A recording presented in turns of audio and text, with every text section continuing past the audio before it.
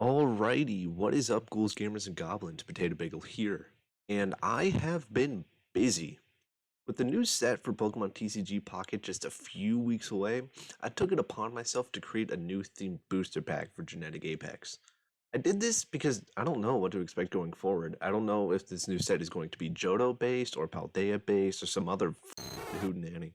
All I know is that the game is going to shift away from Genetic Apex slightly, which means that I can look back on some of the Genetic Apex cards and see what needs to be done, and that's exactly what I did. So I present to you Indigo Peaks, a new themed booster pack consisting of 57 cards with plenty of new supporters, a couple items, as well as some new EX cards. And I will be going over them all.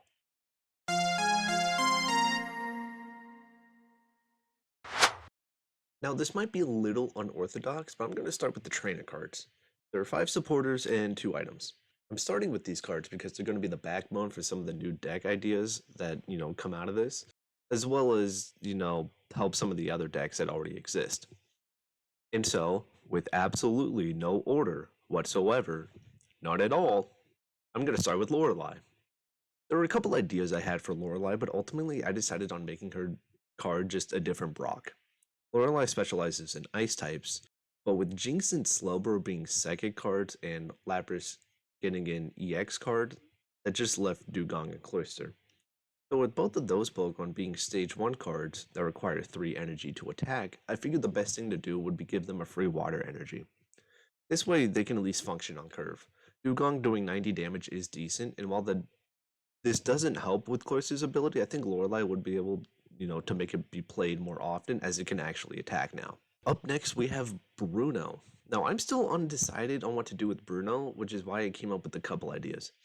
They both, revolve around the same Pokemon being Machamp, Hitmonchan, and Hitmonlee. Now keep in mind this is regular Machamp, not Machamp EX. The first idea was to blame them, basically, making them do an extra 30 damage. However, Hitmonlee makes that a little bit funky because Hitmonlee's attack stretch kick can't get buffed by Giovanni simply because of the wording on Giovanni, which specifies that your opponent's active Pokemon is what receives the extra damage. However, Hitmonlee only does 30 damage to the bench, and with Bruno, if to fix the wording a little bit, Hitmonlee being able to do 60 damage to something on the bench is kind of crazy, but the idea is out there. But alternatively, what Bruno could do is make these same Pokemon do just 10 extra damage to your opponent's entire bench when they attack. For Machamp and Hitmonchan, this basically makes their moves just like Blizzard, which is fine, but for Hitmonlee, this allows it to do 40 damage to one bench Pokemon and then 10 to the other ones. Personally, I like this second one more, but there's a lot that can be done. Bruno could, alternatively help Machamp and Machamp EX do something, or like do something for all of the regular fighting types that aren't just the rock and ground types. But, there's options here. So what I might do with this is between these two, put it up to a poll. Or if you guys have anything else, just let me know in the comments. Anyways, after that, we have Agatha. Now for Agatha, I decided on the Blaine idea, but it was a little hard to do because I couldn't decide, much like Bruno, I couldn't decide whether to have it be for Gengar and Gengar EX or for the whole Ghastly line. But I think it'd be interesting to see it for the whole Ghastly line because, the whole line, only needs 1 energy.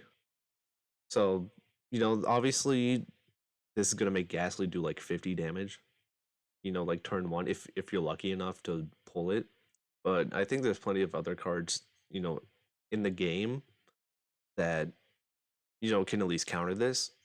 Because unlike Misty, you can't do this, turn 1 if you're player 1. You have to wait till turn 2 as player 2. Which means player 1 obviously going first sees the obvious threat and can switch into something that, can at least take the hit. And, so there's always a level of threat assessment, but I think having Ghastly Haunter and Gengar do plus 30 damage would be interesting. Because it means like Gengar could be sort of like is sneaky damage, to be honest. Now, if you're a smarty pants, especially one that's already hit the subscribe button, by the way, you'll know that Lance is next. And oh boy, do we need this card. We really need this card. Now, looking at it and reading it, it sounds a little bit vague, but let me explain. What I want this card to do is upon using it on a dragon Pokemon, you get to choose what kind of energy you want to attach to it based on which card it is. So for Dragonite, you choose between Water and Lightning, and for Druddigon, Fire and Water. Using multiple types of energy in a single deck is kind of bad, and this will help hugely as I fully expect every single dragon type going forward to utilize two energies. This is something we see in like the real card game, with Noivern using Psychic and Dark and Rayquaza using Fire and Lightning. And so, I fully expect TCG Pocket to abide by these kinds of standards. And, as a proud user of the Pidgeot Druddigon deck, I needed this card yesterday. And for our last supporter, we have a big one. Now, if you guys have been keeping track of my community tab or follow me on Blue Sky, which I do use for this channel, you've seen this one before, and it's Mr. Dot Dot Dot himself, Red. And between already getting Blue and Leaf, it makes sense for us to get a supporter card for Red. And to be honest, there is not a single other effect I would want Red to do, because we desperately need a way for two-stage, cards to just get into play faster. And so using this and being able to draw your Pokemon's immediate evolution would be so handy. And it's not even immediately busted, because it only just helps to, guarantee those stage 2 cards, come on curve. And, obviously, if this card was real, I'd probably put in like a Blastoise EX or Pidgeot EX deck, like immediately. And it helped those kinds of decks. Maybe with the Charizard, you might be able to slot into a Mewtwo just to get Gardevoir faster, or you could be insane with it and put it in a Gyarados deck and just get Gyarados faster. The choice is up to you. On top of all these supporters are two items. The first one is Energy Converter, and it does exactly what it says. If you're running a deck with multiple energy, it allows you to basically switch whatever energy shows up as your next energy to another one that's in the deck. So obviously, this is helpful for, decks that are running multiple energies but can't benefit from Lance. So, or you could alternatively just pair it with Lance, and there you go. If you're running Dragonite, you don't get your Lance, and, you end up getting 3 water energies in a row, you can energy convert it, boom, there's your lightning energy. And, because there isn't a limit to how many energy, you can draw in a row, this is just way too helpful. And honestly might help with some unorthodox, deck combinations. Now, as for, the last item we have here, the last of two, there's only two. It's just a Pokemon classic. It's the Super Rod. So what I decided here is do something similar with Mythical Slab, because I think these item cards, I would like to hopefully get, these type of item cards for every single type. But what happens here is, this just puts a random water Pokemon from your deck into your hand. That's it. Unlike Pokeball, it's not what's the it's not excluded to just the basics. And it could be any one of them. If you have, like a Squirtle on your bench and then you use a Super Rod, you might get something else. You might get like your Lumineon that's randomly in there, or you might get your Blastoise. You don't know. So it's just a little bit of randomness that, might help, because I think that's the way to keep it balanced is, you use it too early. There's a lot that, you could pull from. But, if you use it too late, it's too late. And, you need the card like 5 turns ago, but, at least you guarantee it there. But it could always be that that Greninja that you're looking for, because so many times I've tried to pull Greninja, it just never happens. But so I think this is a fun effect to do, because a lot of the Super Rod cards, in the main TCG involve pulling stuff out of your discard pile. But I think that the 20 card deck size is way too small to be able to utilize the discard pile effectively in a balanced way that's on your own terms, because obviously we already have the Pokemon Flute, but that's more of like a disruptive thing to use against your opponent. So I think If we ever get like a revive card, I think that might be a little bit busted. So you kind of have to figure out what to do because there's only 20 cards and all of those 20 cards need to be valuable in some way. And obviously by making the super rod like this, as well as the fact that the Blastoise drop event is happening or it just happened, I don't know. It just even more incentive just to make a deck out of it. So with all those trainer cards out of the way, let's get to why you're really here. You want to see what EX Pokemon I came up with. Well, good news, I made 4. And I'm going to start with Snorlax because it's funny. No, honestly, I really made this for the meme, but also to help establish a boundary. This thing has 200 HP. Very few things should ever have 200 HP. This being one of them. Now, of course, this can still be one shot by Charizard, and that's it. It's meant to be a wall and nothing else. There's no new base Snorlax because this EX is based off of the original Snorlax card, and since there isn't an evolution line, it's just the EX in the booster pack, kind of like they did with Celebi and Mythical Island. Now, it has 4 retreat, and that's to be expected, and its damage is low for that energy cost as it's supposed to be a wall.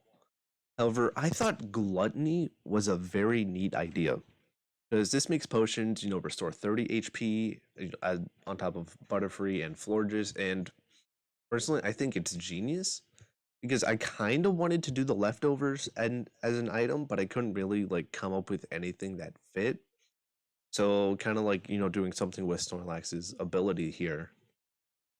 It just helps with kind of like that healing. As it's a wall. It's something fun, stupid, goofy. And honestly, that's what makes it perfect. Now for our next EX card, I chose Crobat. Now, for this booster pack, I didn't want to use too many Johto Pokemon, but Zubat and Golbat are cards I never see used, and so this just very much felt needed.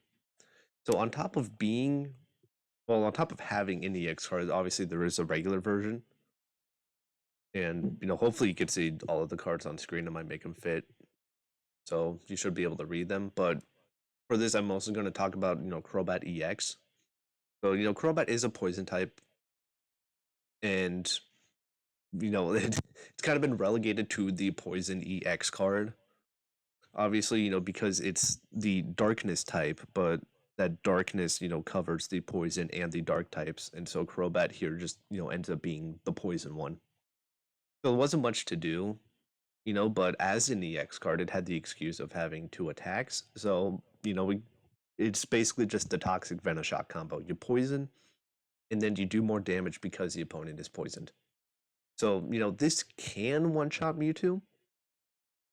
And if you play a blue, is guaranteed to live a Mewtwo as well. So to be honest, we kind of needed a hard counter to Mewtwo. It might be a bad idea to purposefully design, perfect counters. But because this game is so RNG focused, I feel like if you were to run a Crobat EX deck against a Mewtwo deck, like it'd probably be 70-30 in Crobat's favor. Like, it's not 100% guaranteed. That's how the RNG works. But designing Crobat this way, you know, it does require a little bit of finesse because looking at its moves here, it's very like low and it kind of requires that poison, so it can't just pop in and do a lot of damage consistently once it's set up. So the poison is required, and to be honest, it kind of 2-shots most other EX Pokemon, which I think is fair. And it only has 1 retreat because it's Crobat. It's a fast Pokemon. And so I feel like the idea with this is, you can poison and then, do your big move here, which, does extra damage if it's poisoned, or you can retreat, bring in a Weezing, Gas Leak, Koga, bring back in the Crobat, put that energy back on it. That way you have 3 energy to attack, and then boom, there you go. And that's super helpful too. Now, if you think that one was quazy, If you think that one was crazy, wait until you see this one. Boom, Magnezone EX. Now there was a lot of options I could have, gone with for going for a Metal EX, and to be honest, I was this close. You can't see my hands, but I was this close to using Aggron. But I thought that it would be a missed opportunity to not make Kanto's only steel types into a metal card.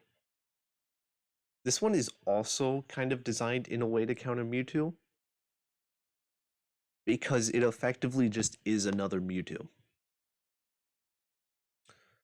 And obviously, because it's Magnezone, I decided to try and come up with a somewhat similar effect to what the Lightning Magnezone or Magneton already does.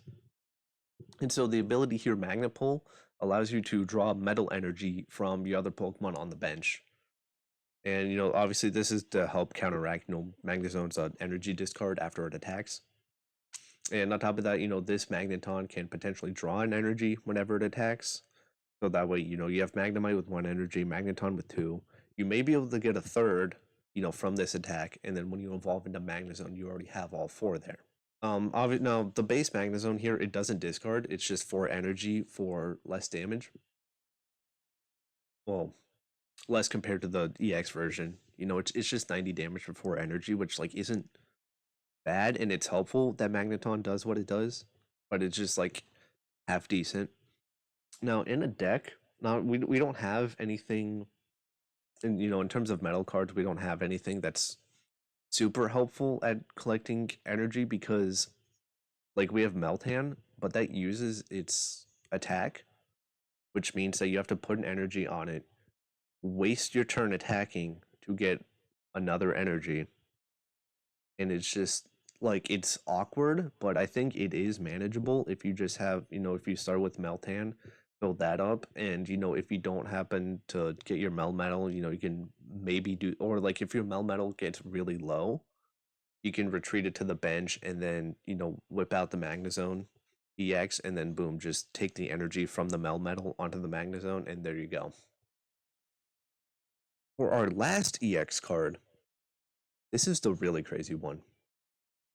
You see it on the front of the pack here, and given that I did Dark and Metal, this will now be the last type for a card that we don't have an EX for, and it's Dragonite EX.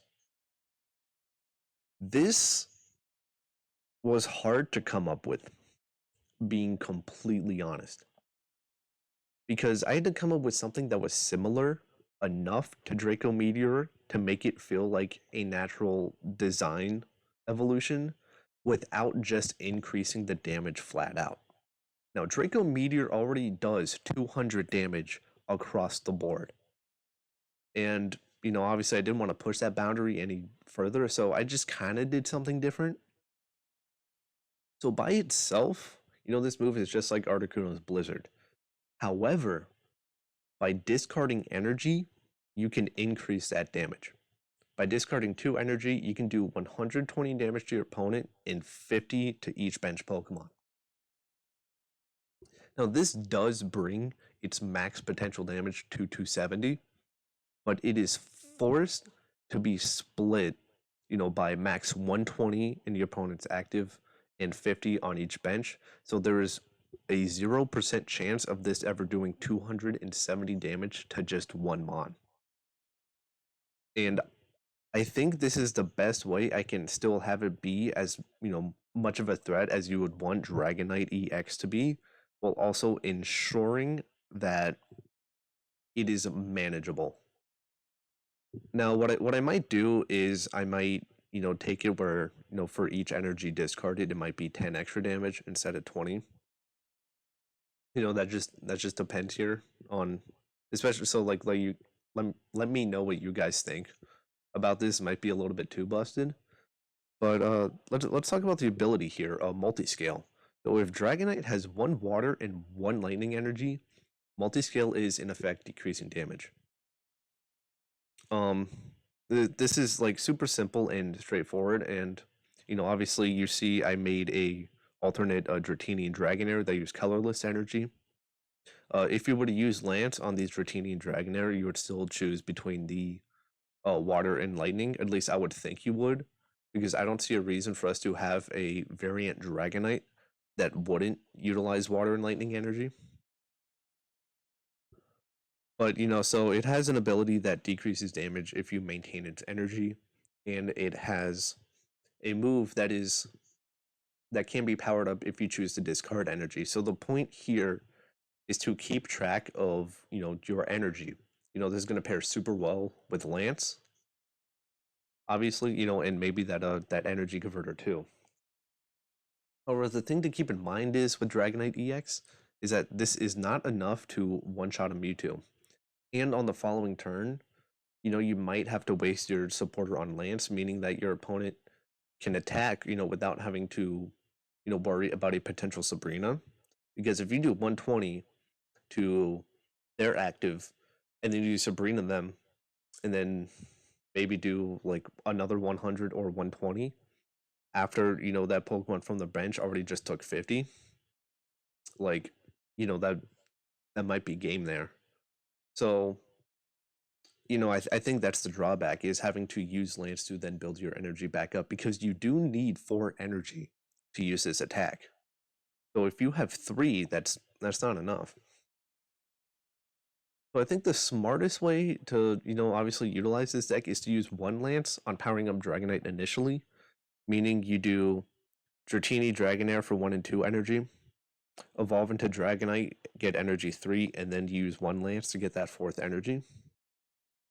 And then what you do is you just continually only burn 1 energy, because that way you can maintain that. And that's only going to do 100 damage to the active and 30 to the bench. And then what you do is you keep doing that, and then you pocket the Lance for when you really need it. Like at that way, once you burn 2, you can then just build that back up. And, as I said previously, got new Dratini and Dragonair because kind of basing this off of what they did with Mythical Island. So when we got Pidgeot EX, we got a new Pidgey and Pidgeotto, but we didn't get a new regular Pidgeot because the point was that it was just Pidgeot EX. So now that all the trainer cards and the EX cards are out of the way, what's next? Well, simply put, it's literally everything else. Now, I said in the beginning that I was going to show you all the cards. However, that is technically a lie, while simultaneously being true.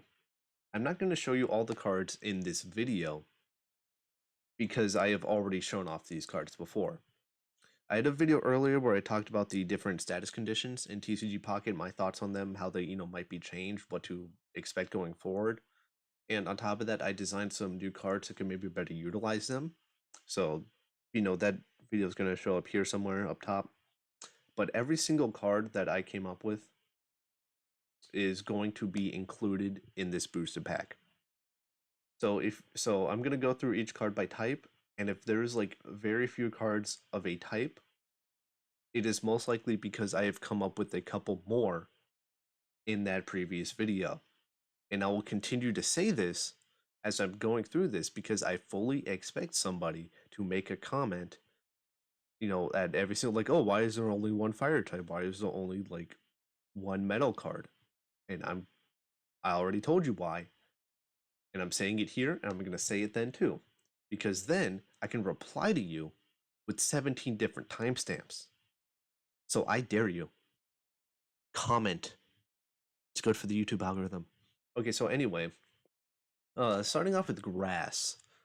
For grass, I settled on a new Tangela card because I don't often see Tangela be used, but on top of that, I decided to include its evolution Tangrowth. Now, there's a couple options here with Tangrowth because I wasn't sure what to go with. Tangled Roots and Suctioning Vines, these two different, one's an attack, one's an ability here, are basically the same thing. They do the exact same thing, just one's an attack and one's an ability. Now, personally, I'm leaning more towards Suctioning Vines, simply because there's not much else in the game that does the HP drain effect in the way Kabutops does. So the way Tangled Roots would work is that, it's not affected by weakness, so it would only cap at 40 damage and therefore 40 recovery. But with Suctioning Vines, that boost would then go to 60, potentially 70 with the Giovanni. after applying weakness on that defending Pokemon. And I think that's more balanced because what you can do is, you could have tangled roots and then retreated the Tangrowth. But I think by having it be its attack, that's sort of, how you balance it out. Oh, it's like, oh, that's a really good effect. Well, you have to waste your turn, attacking, and therefore you can't pivot the way you might want to. So I'm kind of leaning more towards this one, but well, mostly because I think it'll help with the Golem decks. But I might make a poll about this and have you guys vote. I'll see. There's definitely a couple other cards I will 100% make a poll about. I just don't know if this would be one of them. Anyways, up next we have a reworked Skiddo and Go-Go. I did this because those cards suck. But this you'll see something like this. I do this with a lot of the cards. Some of them might be new Pokemon, some of them are just gonna be a lot of reworked old ones. Where, I try to like find something that, you might not see that often and try to, make it slightly better. So with this new Skiddo and Go-Go, as you can see, it's only like 1 and 2 energy to attack. Now with this new Go-Go, with Trailblaze, it's obviously not as good as Executor EX. And to be honest, I think you might also want to run just the regular Executor. But it's still an option. For our last grass Pokemon, we have Tropius. And I think this is another reason why I wanted the Suctioning Vines Tangrowth, because I didn't want to introduce, two grass Pokemon with abilities. And so the way Tropius is going to work is essentially just like Butterfree, except it has to be in the active spot. And I think this works, exceptionally well as a wall.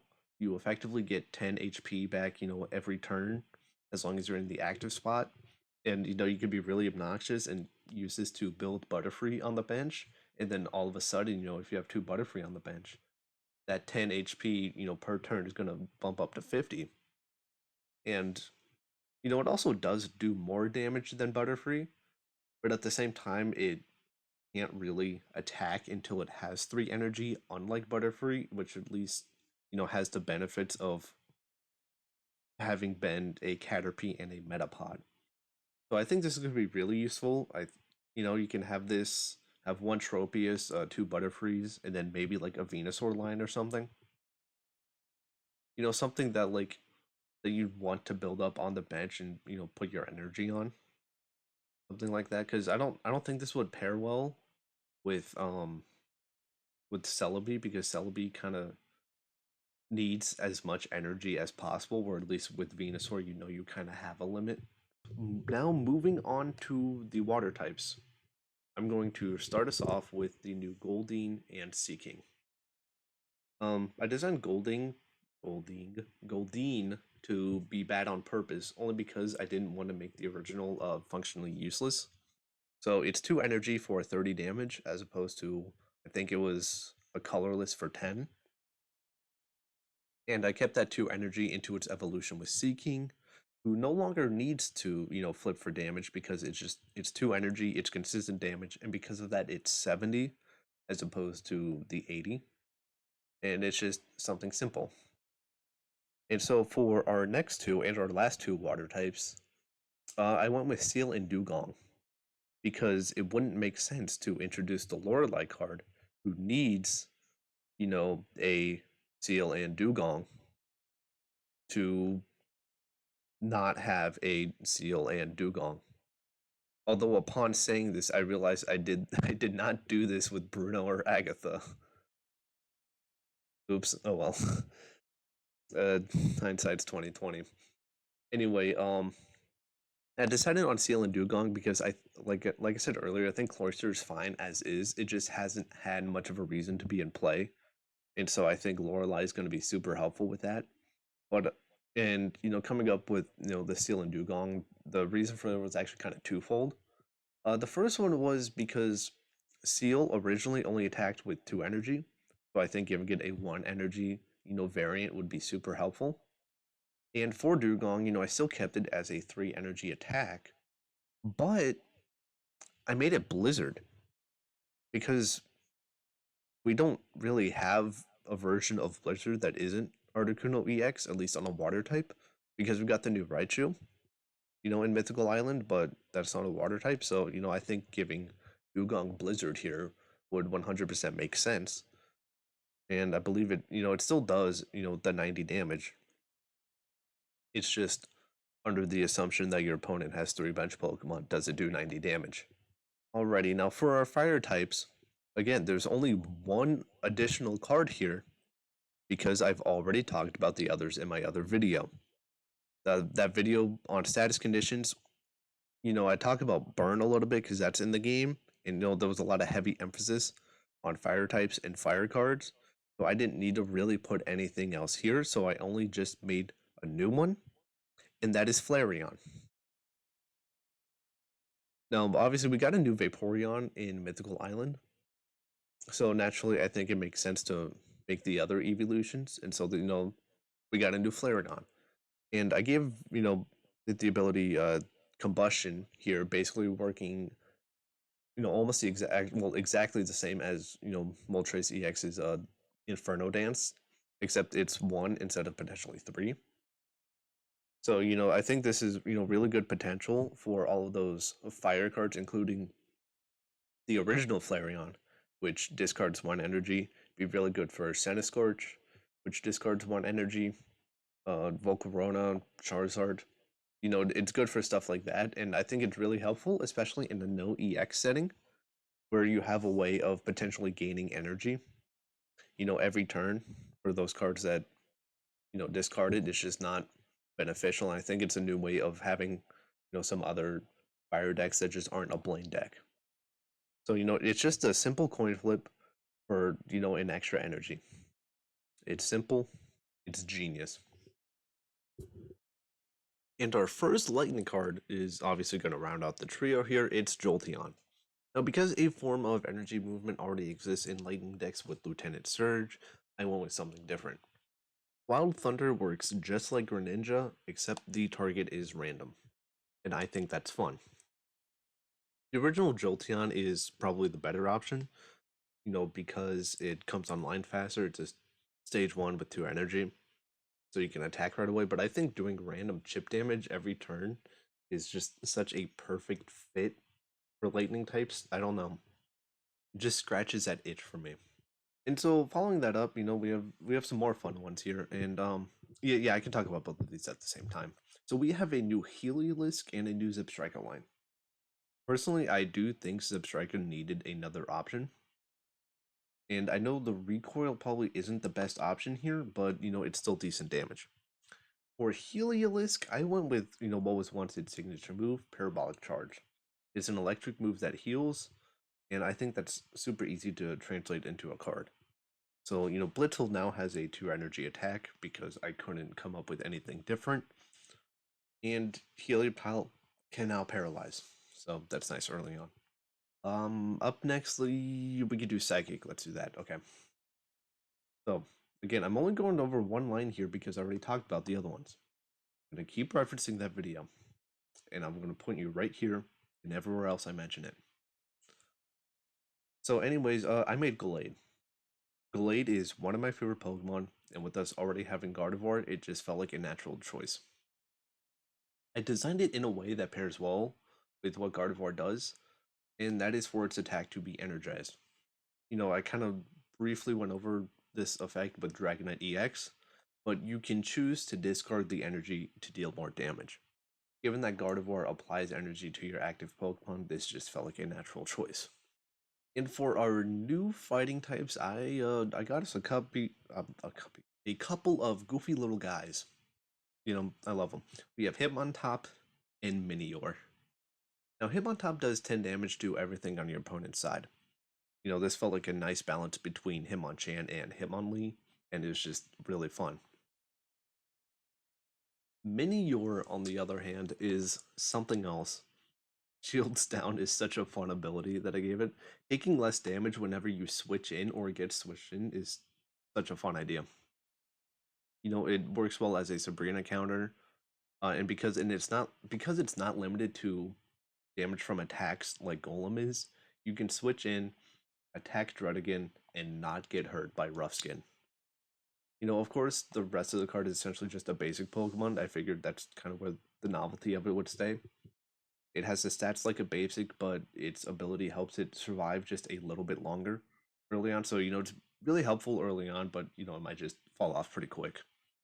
Let's see, metal. Now, outside of, the Magnezone cards and the new Magnemite Magneton, there is nothing else that is new that I haven't already talked about. So instead, I'm just going to tell you to hit that subscribe button. Uh, I've been making these cards for like a while now, and so this video has been, in the works for quite a while, and I hope it does well. So thanks for being here. I made other metal cards. Again, they're in the other video. Go watch that. Anyways, onto the dark types. Now, the first one I'm going to talk about is Sableye, because this originally wasn't a card. I literally had to go back through the script and update the number from 56 to 57, simply because my friend wanted a Sableye card. And so I just made one. It discards a random card on a coin flip, a little sneaky. And I think the only other thing that does this is Persian. And, I thought Thief was like the perfect move to kind of group, under that effect. But there's a weird thing about this card. Kind of fascinating. So as I mentioned previously, the darkness, as a type in the card game, consists of poison and dark types. In Pocket, all of the poison types are weak to fighting, because poison is weak to ground, and ground is considered fighting. Which is ironic, given you would think, oh, well, the other dark types, of course, it's going to be weak to fighting. But that's only for the poison types. Because the actual dark types, like Purloin and Liepard, are weak to grass, because dark is weak to bug. And but the thing is, though, is that Sableye in the main games is a dark and ghost type, meaning its only weakness is fairy, which at least here in Pocket, it falls under the psychic type. So that's a little bit backwards. But Sableye is a dark type card because it's a dark type Pokemon, so it kind of just has to be weak to grass here. And it's just like a weird thought process that I'm like, huh, yeah, I guess that would have to make sense. No, obviously, I've deviated from this before. When I went over the Crobat line, I made them weak to lightning because I thought that just made better sense. But I'm simply pointing this one out because, I figured Sableye is one of two Pokemon that this could possibly affect. So, I feel like somebody, might like, actually me on this. So I caught it first. Anyway, the next dark cards I have are really fun. I almost went with this as the Dark EX, actually, and that is Inkay and Malamar. Now, Inkay here is pretty basic, not much to go over, but Malamar, I had some really fun ideas for. Oh, I have two Malamar here, and this one I definitely want to make a poll for, because this could very much go either way. It's the same move in name only, it's just the effect that's slightly different. And I really want a way to get foul play to work that is fun. Now, the original one here is the one where it's just based off your opponent's energy. And then I realized that that is exactly what Psychic does. And Malamar is already a Psychic type. So, all I had to do was, change the name to Psychic. And I'm like, oh, well, there's another Psychic user. So I tried to come up with something different. And that's when I came up with this, where it's based off of the amount of points your opponent has. And it's silly, awkward, yet somewhat valid at the same time. Because these games aren't over until they're over.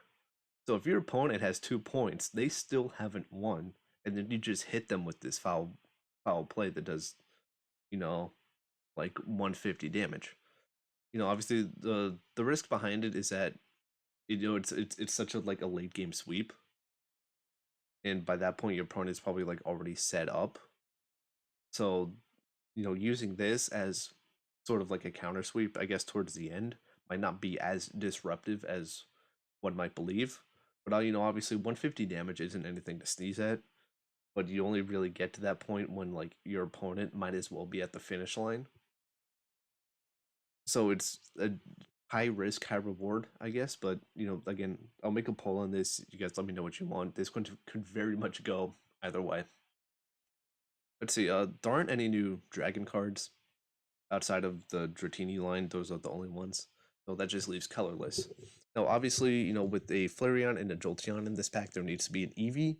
And I just settled on the one with Growl because, I mean, don't it's like it's the promo one, but now it's like the promo one in like another pack. And the reason I did Growl was because I was originally going to do Espeon and Umbreon, and I'm like, wait a minute, that's kind of not what I want this pack to be. So then I shifted away. So now it's just like Growl into this Flareon and Jolteon, I guess.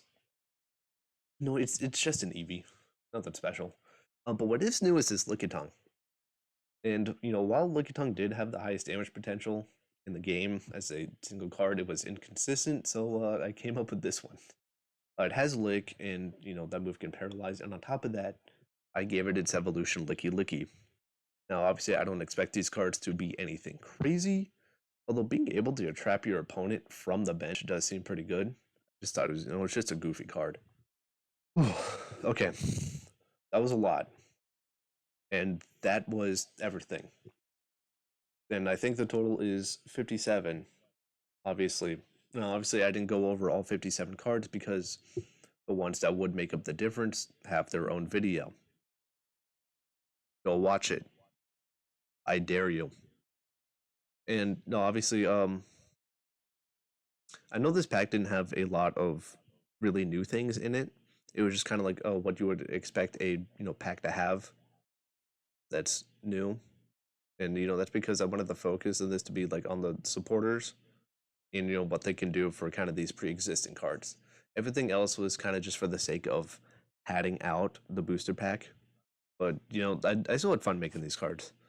I might make a document with the full list of all of the cards here, including the ones that aren't in this video but are in the other one. So that way, those of you who want to like try these cards and like print and play them in a physical real capacity can do that.